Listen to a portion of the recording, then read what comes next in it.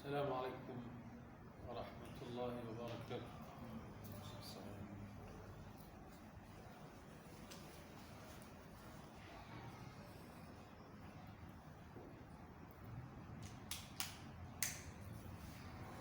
السلام عليكم ورحمة الله وبركاته. الحمد لله رب العالمين،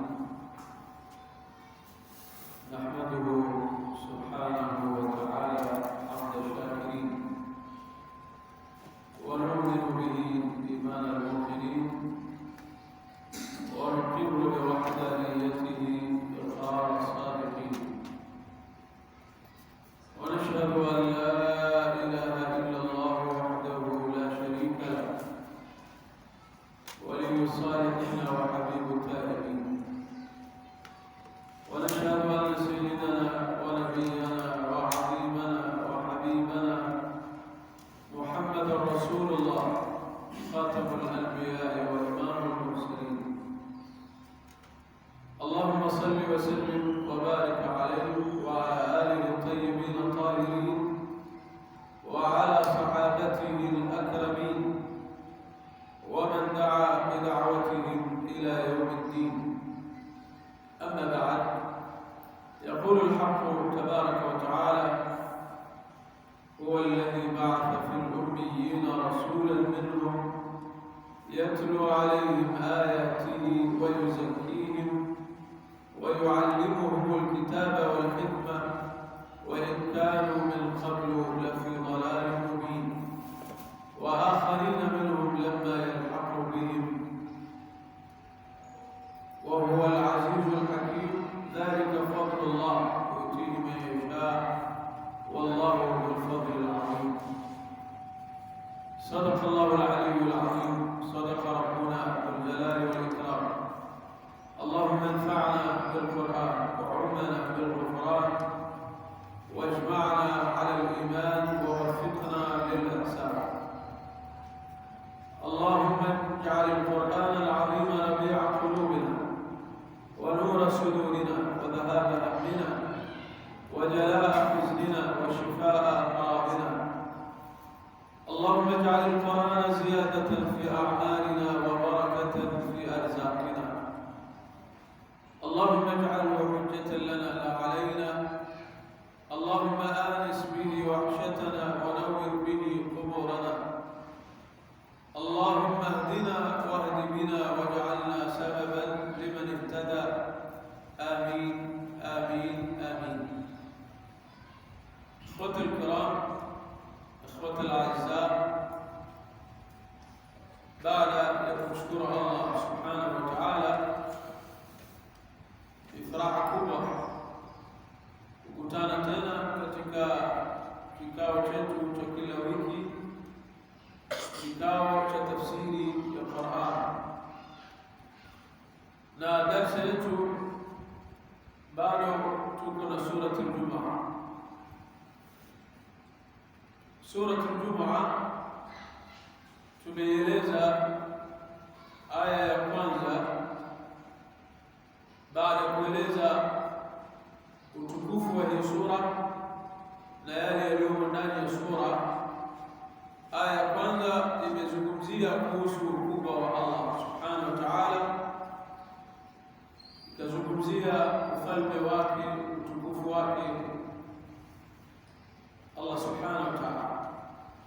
Na aya ya pili Allah subhanahu wa ta'ala akazungumzia miongoni mwa mazuri aliyowafanyia viumbe wake katika ardhi, yaani Mwenyezi Mungu jambo kubwa alilolifanyia ulimwengu, ba'atha fil ummiyina rasulan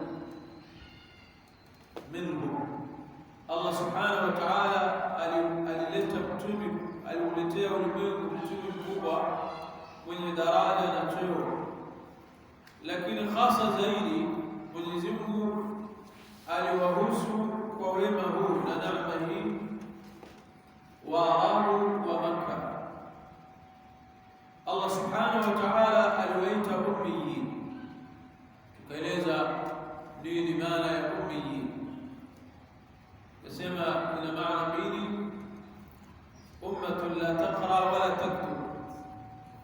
Na maana nyingine kwa nadharia ya Mayahudi, ummatun ukhra laysat minhum, umma ambao si wao ni ummiyin, yani umamun ukhra.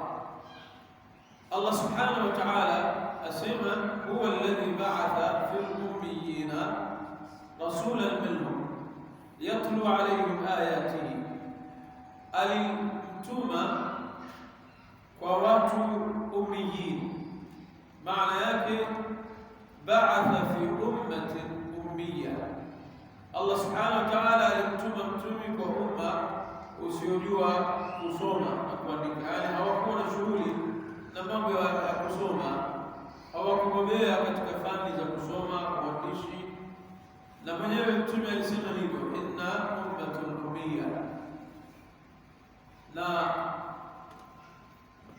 swali litakuja hapa, limadha ikhtara Allah Makkah mahbatan lilquran wa rasulahu wi'aan lilwahyi? Kuna siri gani Allah subhanahu wa ta'ala kuchagua mji wa Makkah iwe ndio sehemu ya kuteremka Qur'an, Makkah iwe mahbatul Qur'an, ndio mahali patateremka Qur'ani, kitabu kitukufu, kitabu kiliokuwa bora, kiliobeba vitabu vingine vyote.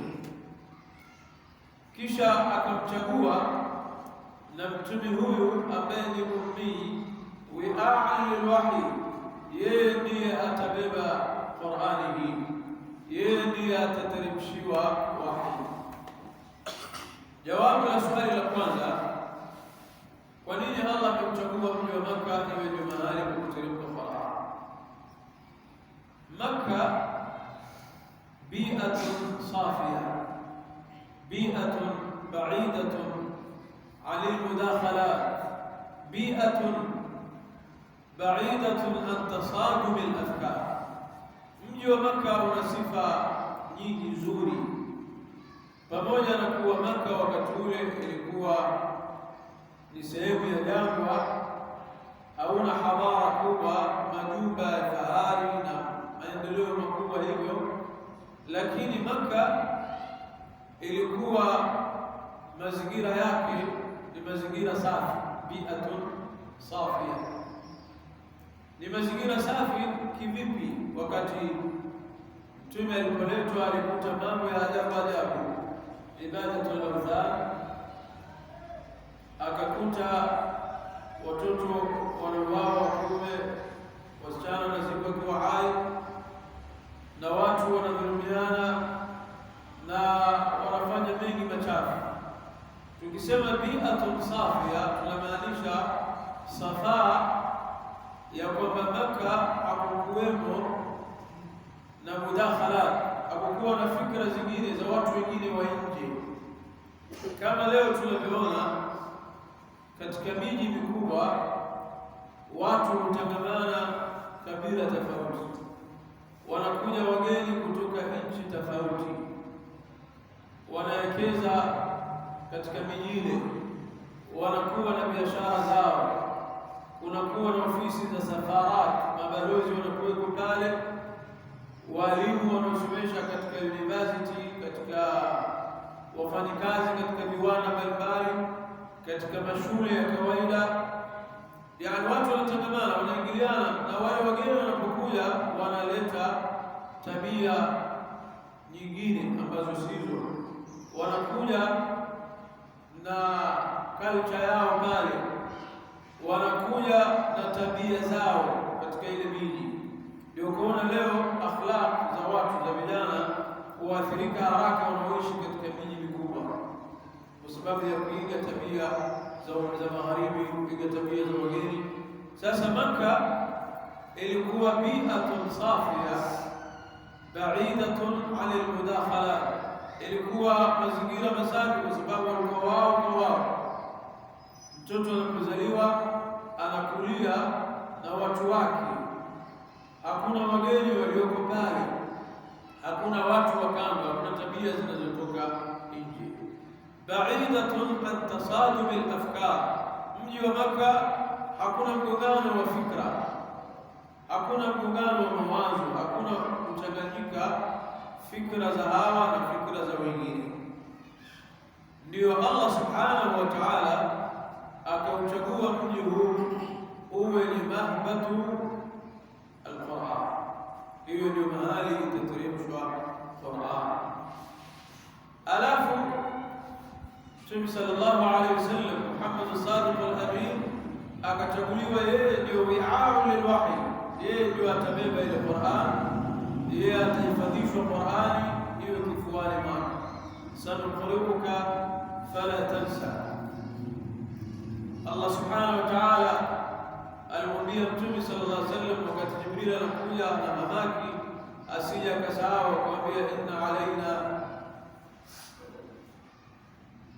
akamwambia anapoteremka Jibril usiwe na haraka anapokusomea Qur'an, wala usiwe na wasiwasi kwamba utaisahau. Sisi ni jukumu letu, inna alaina jam'ahu wa Qur'ana, sisi tutakuteremshia Qur'ani tukusomeshe na tukuhifadhishe Qur'an. Kwa hivyo Mtume sallallahu alaihi wasallam alisomewa Qur'ani akaihifadhi kutoka kwa Jibril, na Mwenyezi Mungu akamjalia kwamba hawezi kusahau kinachoingia katika moyo wake. Yeye ndio akawahifadhisha masahaba Qur'an ummi, na yeye ndiye akawafafanulia Qur'ani maana yake, inna alaina jam'ahu wa Qur'ana thumma inna alaina bayana illa ji'naka ahsana tafsira, tuzizi ndio tafsiria Qur'an. Kwa hivyo Allah subhanahu wa ta'ala alimtuma Mtume sallallahu alaihi wasallam, hadha an-nabiyyu al-ummi bu'itha wa huwa mawliduhu fi Makkah wa manshabuhu fi Makkah. Aliteremshiwa Qur'an Mtume sallallahu alaihi wasallam hajaenda mahali popote, amezaliwa Makkah, amenyonyeshwa katika Bani Sa'd bin Abi Bakr, Bani Sa'd bin Bakr, akarudi Makkah na akateremshiwa Qur'an yuko Makkah. Huwa alladhi ba'atha fil ummiyyin rasulan minhum. Allah subhanahu wa ta'ala anasema alimtuma mtume anayetokana na wao, minhum ina maana min jibillatihim, min tabi'atihim, min qawmihim, min lughatihim. Yani mtume huyu ambaye tulimleta kwa Waarabu wa Makkah, minhum ametokana na wao wenyewe, jinsia yao wao, ni mtoto wao, ni Mquraishi mwenzao, ukoo wake ni Bani Hashim, wanajulikana familia yake kina Abd Manaf, kina Abd Muttalib, na amekulia na wao, amechukua tabia zao, ameishi na wao, min lughatihim, na anazungumza lugha yao, ndio maana min. Na hili halikufanyika kwa Mtume sallallahu alaihi wasallam peke yake, bali Qur'an inasema wama arsalna min rasulin illa bilisani qawmi, hatukumtuma au kumpeleka mtume yoyote mahali katika mji au kwenda sehemu ila ni mmoja wa wale watu, illa bilisani qawmi liyubayyina lahum, ili iwe rahisi kufahamiana nao, kumwelewa, na lugha yake inakuwa ya kubalika. Kwa hivyo sio Mtume Muhammad sallallahu alaihi wasallam, hata walotangulia. Ukisoma Qur'an utaona aya nyingi Allah anasema wa ila thamuda akhahum huda wa ila madyana akhahum shu'aiba wa ila ad wa ila thamuda akhahum salih. Kwa hivyo kila nabii kila umma waliletewa mtu wao anayetokana na wao. Nini siri ya Mwenyezi Mungu kumleta Mtume Muhammad sallallahu alaihi wasallam akiwa Quraishi mwenzao, ni mtu wa Makkah, amekulia kulia pale, na kila nabii alikuwa kuchukuliwa katika watu wake.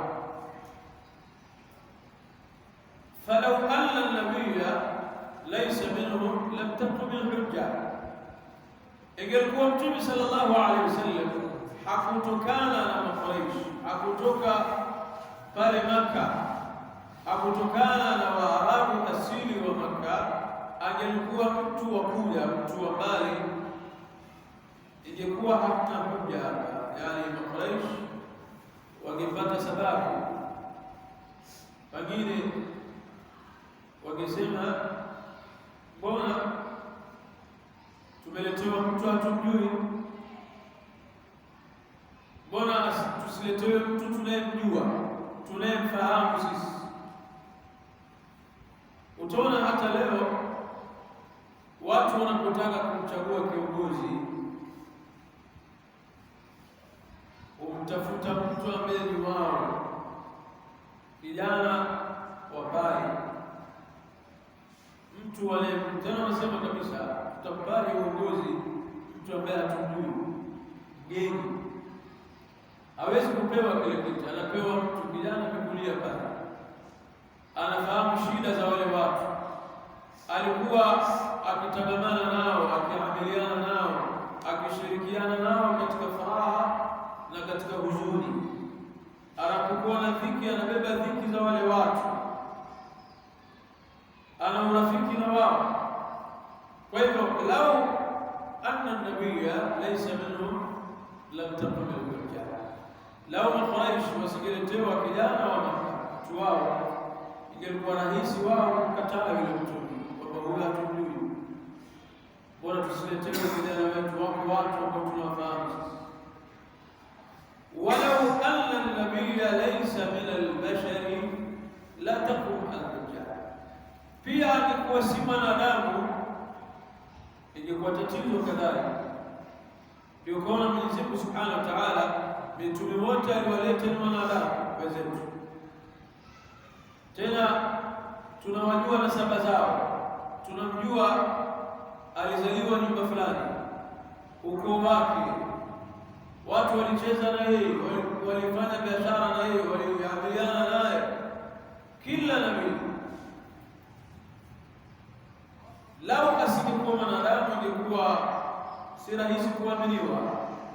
Mathalan, aje mtume ambaye si mwanadamu awaambie watu, bana, watakiwa nyinyi kufunge,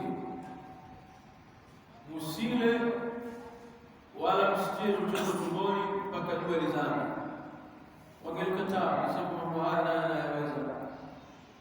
Nahnu bashar, sisi bana ni wanadamu, tumeumbwa, tunasikia njaa, tunasikia kiu, hatuwezi kaa bila kula. Wewe hayaweza sababu wewe huko, lakini sisi ni wanadamu. Akiwaeleza masala ya mtu kujichunga, yani kuacha kadha wa kadha, tena wangemwambia kabisa, wangeambia wasema rahisi tu. Haya maneno yasema wewe, lau annaka tuani ma nuani la'adhabtana, wewe ungekuwa umeumbwa kama sisi, una matamanio kama tulionayo sisi, ungetusamehe bwana. Wewe wajua ile dhiki tunaipata sisi ni mambo mazito, usiseme rahisi tu hivyo, ungelitusamehe. Lakini Mwenyezi Mungu Subhanahu wa Ta'ala kukata ile hoja, amemleta mtume mwanadamu mwenzao. Salipi la ajabu, yale anayoyafanya yeye waweza yafanya kwa sababu ni mwanadamu mwenzenu, hamna sababu nyingine. Alafu unapotaka kuzungumza na yeye, wazungumza naye lugha unafahamiana na huna tabu, umemzoea, ni mwanadamu mwenzio. Ndio sababu Allah Subhanahu wa Ta'ala ba'atha fil ummiyina rasulan minhum. Mtume sallallahu alaihi wasallam hakuna asiyemjua Makka, wala hakuna atakayekuwa na uzito kuzungumza naye. Quraysh walipoletewa Mtume Muhammad sallallahu alaihi wasallam, ufidhuli waliokuja nao, wanasema lau kweli Mwenyezi Mungu angelikuwa na haja ya kutuletea mtume, angemleta malaika kama mtume. Mali hadha rasul yakulu taama wa yamshi fil aswaq, huyu mtume bana yala chakula, yalala kama sisi, yafanya kazi zake, yenda sokoni kama sisi. Cheo cha utume kingekuwa ni cheo kingine tofauti, asigefanana hata na sisi. Allah subhanahu wa ta'ala akwambia, walau ja'alnahu rajulan walau ja'alnahu malakan laja'alnahu rajulan, basi hata tungejalia tunataka mtume tumlete ni malaika, kwa sababu nyinyi ni wanadamu na ataishi na nyinyi katika ardhi, atakuwa akizungumza na nyinyi, anaishi na nyinyi. Laja'alnahu rajulan, malaika huyu tungemgeuza awe mwanadamu. Laja'alnahu rajulan, ni lazima awe mwanadamu mwenzenu, iwe rahisi yale aliyomwambia yeye kuyafanya na iwe mfano kwenu. Ndio Allah subhanahu wa ta'ala anasema, huwa alladhi ba'atha fil ummiyina rasulan minhum, alimtuma Mtume Muhammad sallallahu alaihi wasallam kwa umma ummiyin, la yani miongoni mwao. Kazi yake huyo mtume ni nini? Yatlu alayhim ayatihi, alikuja kuwasomea aya zake, kuwasomea wanadamu ayatihi, aya zake. Ayat ni jamu ya aya, wal ayatu hiya al alamatu dalla ala azamati Allah subhanahu wa ala wujudihi wa ala kamalihi wa ala wahdaniyatihi. Maana ya aya, Qur'an inaitwa ayat, yale maneno yaliyo ndani yanaitwa ayat. Maana ya aya wakati mwingine hufasiriwa muujiza. Ayat ni muujiza, al-aya ni muujiza. Allah subhanahu wa ta'ala maneno yaliyo ndani ya Qur'an yameita ayat, na ni makosa maneno mengine yasiyokuwa Qur'an kuita ayat. Qur'an ndio ayat kwa sababu maana ya aya ni jambo ambalo mwanadamu hawezi kulifanya, ni jambo ambalo haliwezi kufanyika, liko khawariqul aada, ni jambo ambalo liko nje ya kanuni za kibinadamu, uwezo wa mwanadamu. Mfano, Nabii Musa ile fimbo yake alikuwa kitupa na kuwa anageuka na kuwa nyoka, alipiga ile fimbo bahari ikapasuka, zikatoka maji ya bahari ikapasuka, njia 12 wakavuka. Akipiga jiwe na fimbo yake, jiwe linatoa maji. Sasa ile fimbo ni aya, ni aya. Alikuwa akiweka mkono wake kwenye baba lake au kwenye mguu yake kutoa na kurudi na mpaka kabisa. Hii ni aya. Sayyidina Ibrahim alitupwa kwenye moto na alitoka mzima. Ni mambo mwanadamu hawezi kufanya. Sasa na Qur'ani ni ayat, kwa sababu hakuna anayeweza leta mfano wa haya maneno, ufasaha wake, ufasaha wa lugha yake na mpangilio wa yale maneno. Allah subhanahu wa ta'ala tahadda arbab al-fasaha, mawiji wa lugha na waliokuwa hodari wa fasiri ya lugha ya Qur'an ya Kiarabu. Mwenyezi Mungu aliwachallenge walete mfano wa Qur'an, aliwaambia walete mfano wa Qur'an. Wa in kuntum fi raybin mimma nazzalna ala 'abdina fa'tu bi suratin min mithlihi, leteni sura moja mfano wa Qur'an. Wameshindwa, na Allah subhanahu wa ta'ala akamwambia, qul la in ijtama'at al-insu wal jinn ala an ya'tu bi mithli hadha al-Qur'an la ya'tuna bi mithlihi walau kana ba'dhum li ba'dhin dhahira. Qul la in ijtama'at al-jinn wal ins, wa kusanyike wanadamu na majini kwa pamoja wasaidiane ili walete mfano wa Qur'an, la yatuna bimithlihi, hawawezi kuleta mfano wa Qur'an. Kwa hivyo Qur'an ni aya, maneno ya Qur'an ni aya ya muujiza. Kila herufi ya Qur'an ni muujiza, aya ya Qur'an ni muujiza, sura ya Qur'an ni muujiza. Yatlu alayhim ayatihi, ay yatlu alayhim kalamahu, anawasomea maneno ya Allah subhanahu wa ta'ala ya aya. Ama kwa maana nyingine, al-ayatu anwa' thalatha, ayat ziko aina tatu. Hunaka ayatun kauniyya wa ayatun takwiniyya wa ayatun qur'aniyya. Ayat ziko aina tatu. Kuna ayat kauniyya. Ayatul kauniyya khalquhu, ayatul kauniyya ni viumbe alivyoumba Allah, ni ayat. As-samawati, ash-shamsu, al-qamaru wan-nujum, ayat. Jua, mwezi, nyota, hizi ni ayat, ni vitu alivyoviumba Allah subhanahu wa ta'ala, na vinakwenda kwa amri yake, na hakuna anayeweza kuumba jua akaumba mwezi au nyota. Al-ardu, al-biharu, wal-anharu, wal-ashjar, ardhi, majabali, bahari, mito, miti aliyoumba Allah subhanahu wa ta'ala. Al-an'am, wanyama, ngamia na wengine. Hivi vyote ni ayat, ni viumbe alivyoumba Allah subhanahu wa ta'ala. Kwa hivyo kuna ayat kauniyya, alafu kuna ayatu takwiniyya. Ayatu takwiniyya af'aluhu subhanahu jalla wa ala, kazi alizozifanya Mwenyezi Mungu, mambo aliyofanya Mwenyezi Mungu ni ayat takwiniyya. Mathalan zalazil, faydarat, jafaf, matar, nabat, khairat. Haya yote ni mambo aliyofanya Mwenyezi Mungu subhanahu wa ta'ala.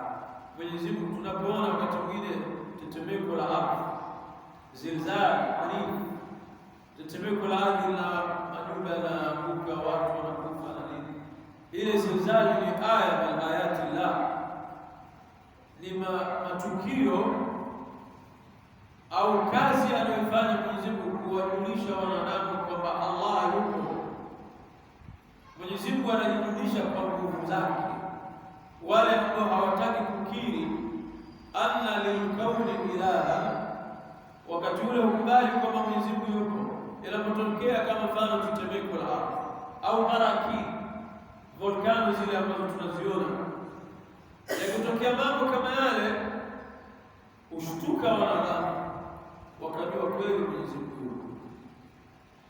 Juzi ilipotokea moto ule wa ajabu Los Angeles, walishtuka hata makafiri, wakajua kumbe nguvu za Allah zipo, Mwenyezi Mungu yupo na nguvu kubwa sana. Dola yenye dola kubwa iliyoendelea, iliyo na vifaa, lakini wameshindwa kukabili ule moto nguvu yake. Walikuja na nguvu zao zote, dola kubwa katika ulimwengu, lakini hawakuwezana na ule moto. Uliwazidi wakasalimu amri, wote walisalimu, wakajua hapa hii ni nguvu ya Allah subhanahu wa ta'ala. Kuna wengine hata walitamka shahada, kupiga shahada. Kwa hivyo kuna mambo Mwenyezi Mungu yafanya ni ayat. Kuna mfano wa faidhanat, mafuriko ambayo huja yakatokea, watu hushtuka, yale mafuriko yale inakuwa ni ayat, watu humjua Allah subhanahu wa ta'ala. Wakati mwingine jafafu, Mwenyezi Mungu analeta ukame katika ardhi, maisha yanakuwa mabaya kwa kweli, mvua hamna, ile matar ni ayat. Ikipotea mvua, vyakula huwa havipatikani, njaa huwa ni kubwa kwa kweli, kuingia umaskini, watu humkimbilia Mwenyezi Mungu. wenye kuomba kwa lugha zao wanazojua, wenye dini na wao watasali sala zao na kuomba mvua, salatu istisqa, ayat. Na Mwenyezi Mungu anapoleta mazuri na khairat ni aya. Alafu kuna ayatul Qur'aniyya, ayat Qur'aniyya. Kwa hivyo ayat ni aina tatu. Viumbe alivyoviumba Allah ni ayat, mambo anayoyafanya Mwenyezi Mungu ya makubwa mazito kwa kweli ni ayat, na maneno ya Allah aliyoyateremsha tunayosoma ni ayat. Yatlu alayhim ayatihi. Kwa hivyo mtume huyu amekuja kuwasomea aya zake Allah subhanahu wa ta'ala. Yatlu alayhim ayatihi min ajli an ya'rifu, anawasomea aya zake, anawasomea aya za Allah ili wapate kumjua. Fa idha arafuhu istaqamu ala amrihi, wakishamjua Allah subhanahu wa ta'ala watatii amri yake, watafuata maagizo anayoyataka Allah. Ittasalu bihi, na watawasiliana naye na kumwabudu na kusimamisha sheria zake katika ardhi. Kwa hivyo Mtume sallallahu